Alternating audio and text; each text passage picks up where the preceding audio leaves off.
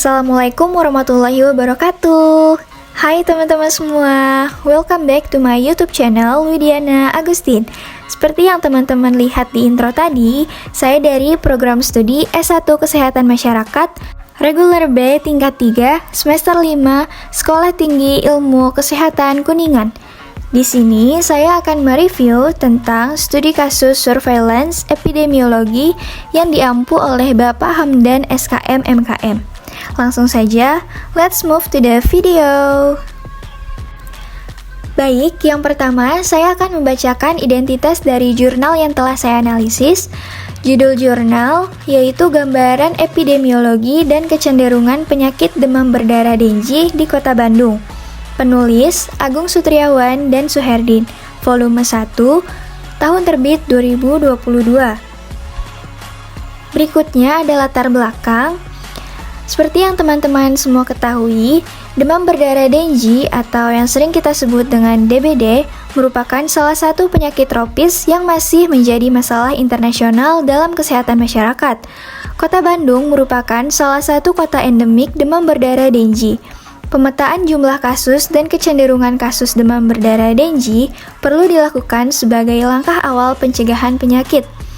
Di Indonesia, tercatat sebanyak 138.127 kasus pada tahun 2019. Terjadi peningkatan kasus yang signifikan dari tahun sebelumnya, yaitu 65.602 kasus. Jumlah kasus DBD di Kota Bandung tidak hanya mengalami peningkatan, tetapi juga menyebabkan beberapa kematian. Menurut Handayani 2018, surveillance atau sistem pencatatan dan pelaporan pemantauan penyakit memiliki peranan penting dalam upaya penurunan kasus DBD. Penyebaran penyakit DBD ini terus berkembang, maka dari itu seharusnya sistem pencatatan dan pelaporan guna keperluan perencanaan, pencegahan, dan pemberantasan penyakit DBD harus didukung oleh sistem yang handal, yaitu suatu sistem yang dapat menyediakan data dan informasi yang akurat. Selanjutnya yaitu tujuan. Tujuan dari penelitian ini yaitu untuk mengkaji gambaran epidemiologi penyakit demam berdarah dengue atau DBD berdasarkan orang, tempat, dan waktu, serta mengkaji kecenderungan penyakit DBD di Kota Bandung. Berikutnya adalah metode.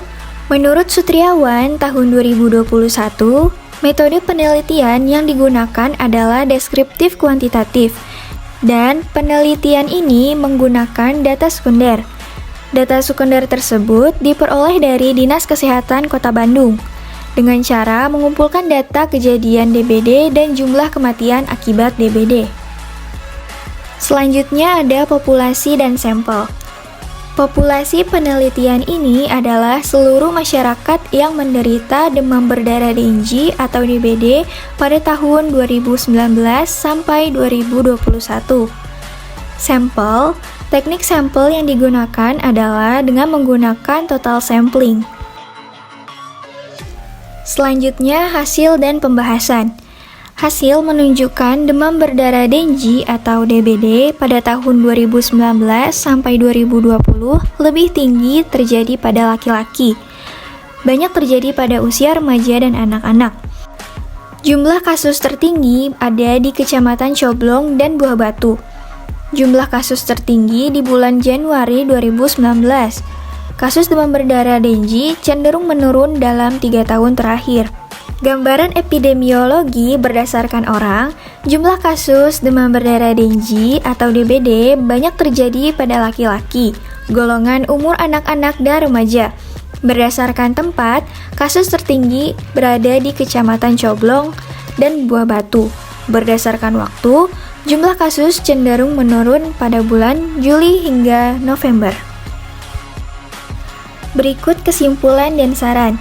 Kesimpulan, gambaran epidemiologi berdasarkan orang, jumlah kasus DBD banyak terjadi pada laki-laki, golongan umur anak-anak dan remaja. Berdasarkan tempat, paling tinggi berada di Kecamatan Coblong dan Buah Batu. Berdasarkan waktu, jumlah kasus cenderung menurun pada bulan Juli sampai bulan November dalam 3 tahun terakhir.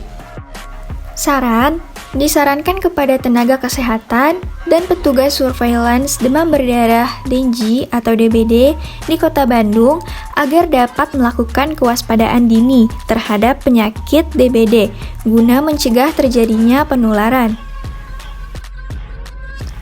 Sekian dari review jurnal gambaran epidemiologi dan kecenderungan penyakit demam berdarah dengue di Kota Bandung. Kurang lebihnya mohon dimaafkan. Wassalamualaikum warahmatullahi wabarakatuh. Thanks for watching. Bye.